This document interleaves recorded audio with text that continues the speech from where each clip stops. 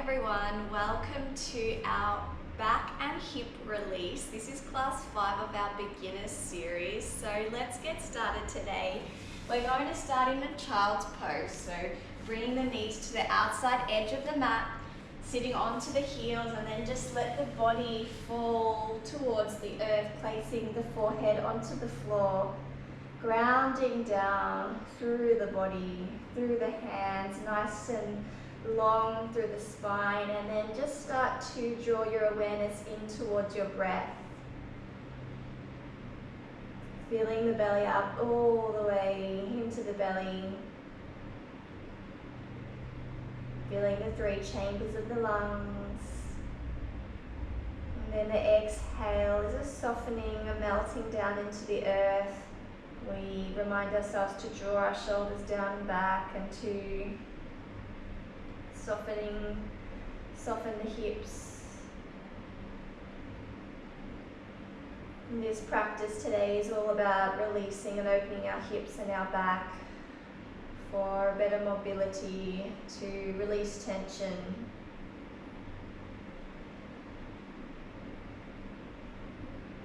So just allowing the breath to release that tension already. Drawing your mind inward.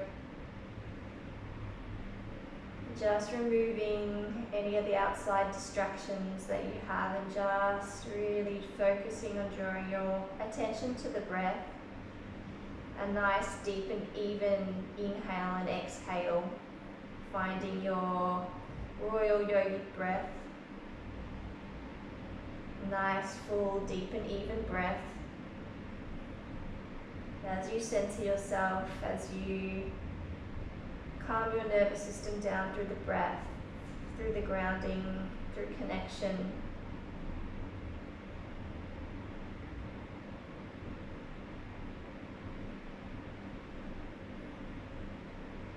From here, we're going to lift the head and we're just going to walk the hands out to the right side. So we're going to get a nice stretch through the side of the body. So just walk your hands out to the side of your mat. You feel a nice stretch through the whole side of the body.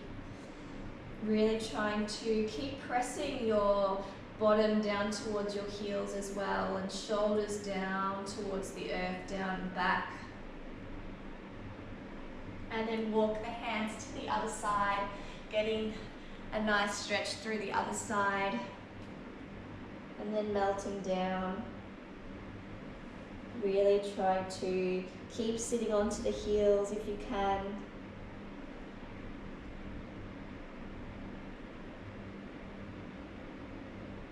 As we move, the breath keeps flowing through all our postures today.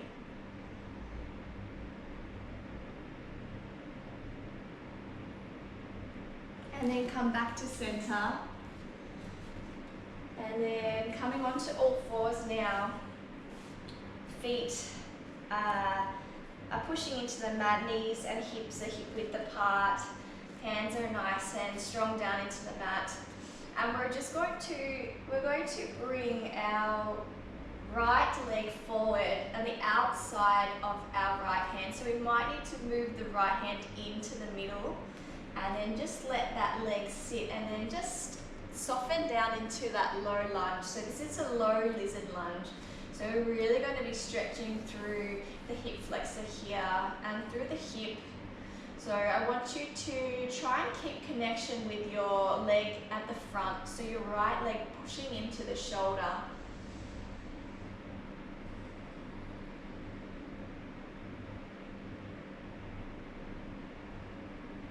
And if you feel good here, you can stay here. If you want to go a little bit deeper, you can tuck the toes under and try and extend the thigh straight. So really try and lift the thigh nice and high up to the sky. And you want to imagine pushing your heel towards the back of the room. So just find what lizard lunge you want to do today. This is a bit too much. You might want to come back down onto your knees. So no problem where you're at. Just working where works for you.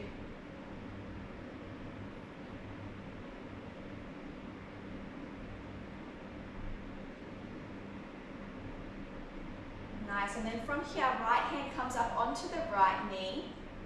And we're just going to relax over onto our ankle. So we're going to let the foot just draw out onto the side. And we're going to push out that knee slightly. So we're just getting a nice opening through that hip. So I'm just going to turn to face you so you can kind of see we're just opening up that hip to the side.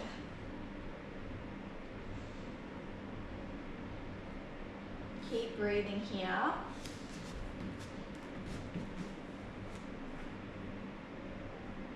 And then take the knee back to center.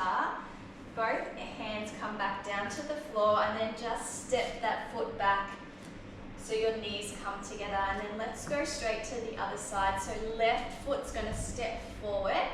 So you might need to draw that left arm in a little bit. From here, we want to keep pressing this knee in towards our shoulder. We're keeping the spine nice and long, keeping the hips square as well here. Now low lizard lunge. Keeping the breath. And then once again, if you feel good here and you want to go a little bit deeper, you can tuck the toes under and then really think about lifting the thigh nice and high to the sky and then pushing the heel back towards the back of the room. Hands are nice and strong and active as well, really helping support yourself here, getting a nice stretch through the hip flexors.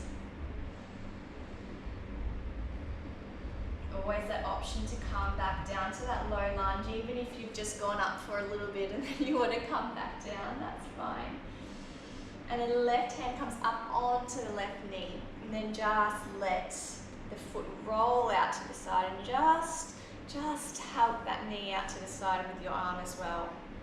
Get a little bit of rotation through the hip. Opening up the hip. Really important as we work our hips. Release is to really keep breathing, to stay grounded and stay connected to yourself, even if it means softening the eyes a little bit, just to come inward. Just notice what's going on in the body.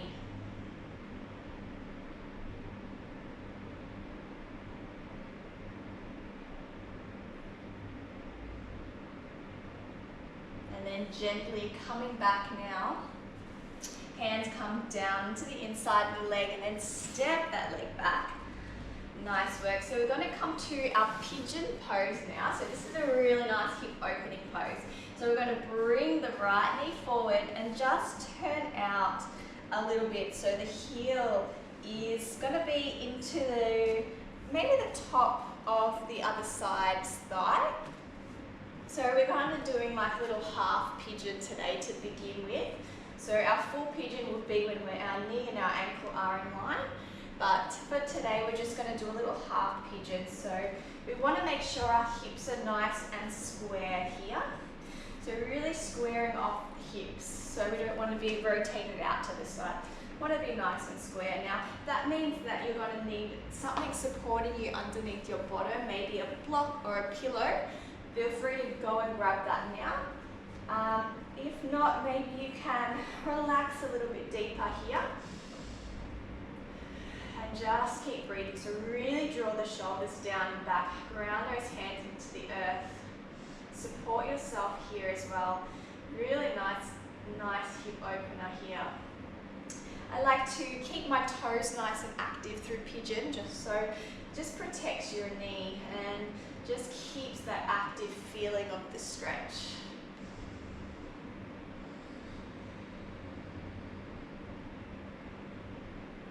Maybe closing down the eyes for a few breaths.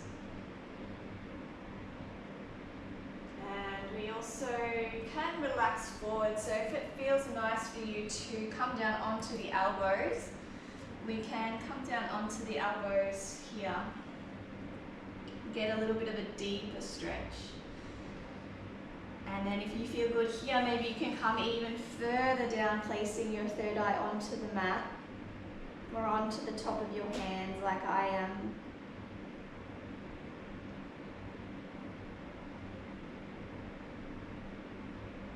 active toes, and really getting a nice stretch through the hips and the glutes here.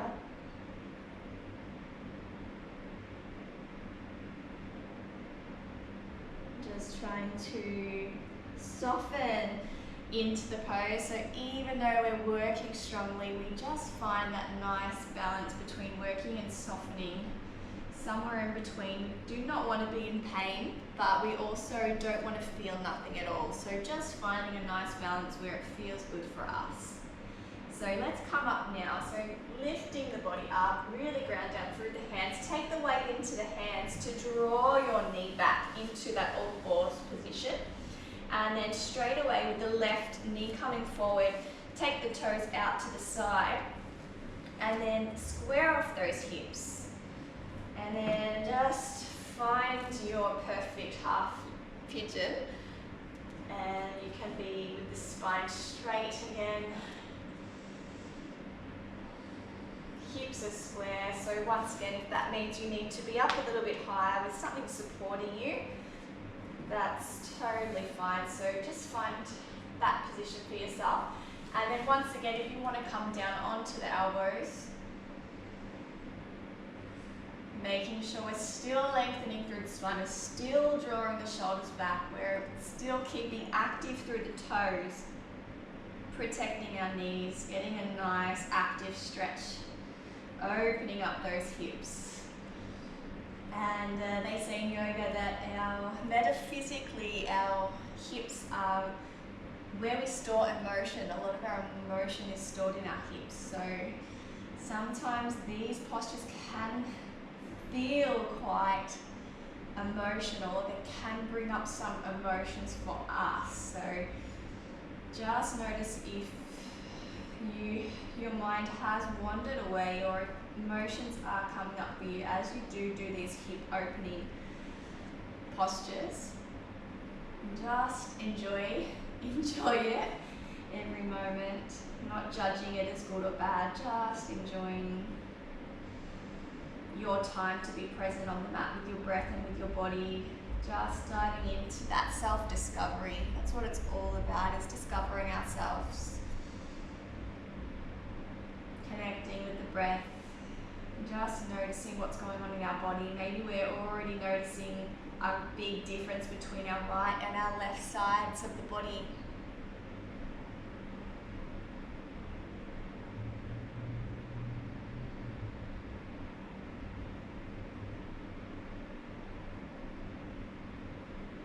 Nice, a few more breaths here, and then we're going to take our hands into the earth once again, and then just lift up nice and straight through the back. And then ground down through the hands, so weight goes into the hands as we move that knee back into all fours. And then let's just do some cat-cow flow here. So push the feet into the floor, hands are strong into the floor. Inhale, lift, and drop the belly down to the ground, lift the sit bones high, head comes up high, looking to the sky, and then exhale, push the mat away from you, take your cat pose, so exhaling all your breath, push the mat away from you, and then a nice inhale, keep flowing through the cat-cow.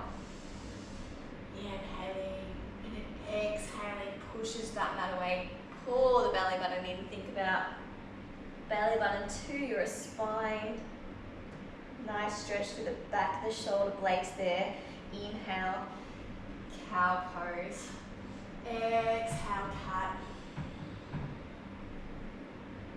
and then inhale, come back to neutral spine. From here, sit back onto the heels, and we're going to come onto our back. We're going to do plough pose now, or halasana. This is one of my favorite ones to just get a nice stretch through the back.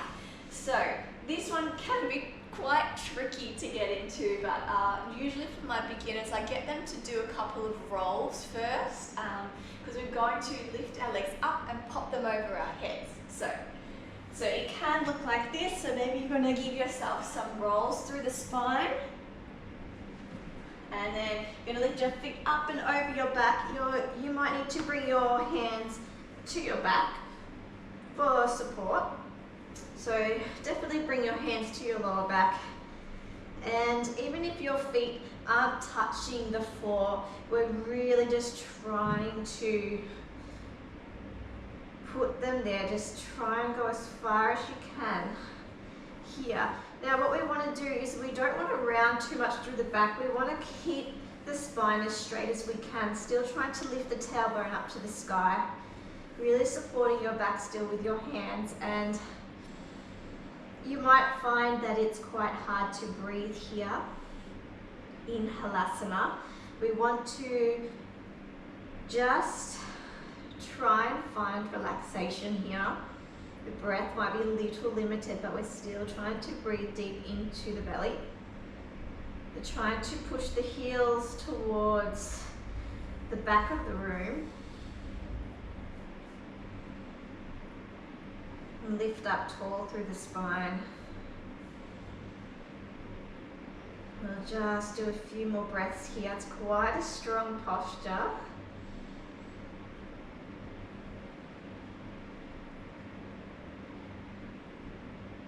And then we will just gently roll back down through the spine. So just coming out of it, as you see. Nice job.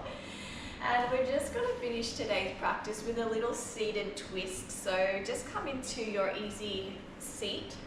So cross-legged, we call that Sukhasana. In yoga, nice and straight through the spine. Nice big inhale. On your exhale, you're going to take your left hand to your right knee. Use that hand to push you around to the back. Right hand is coming behind me, lengthening out to my back, and I take the gaze towards the back of the room. Want you to think about inhaling nice and tall through the spine, lifting up, pulling the belly in, and then getting a nice deep twist through the spine. A few breaths here.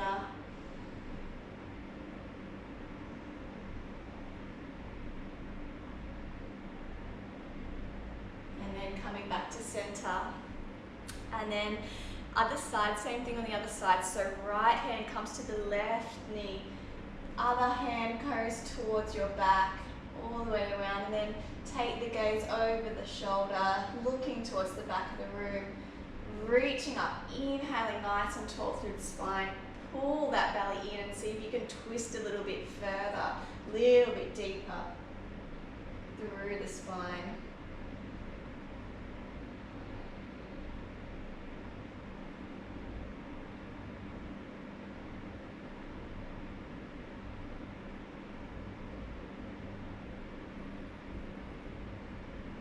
And then coming back to center, and let's close with an arm circle today. So really nice work today. So fingertips come to the earth, a nice big arm circle. So draw up all that energy.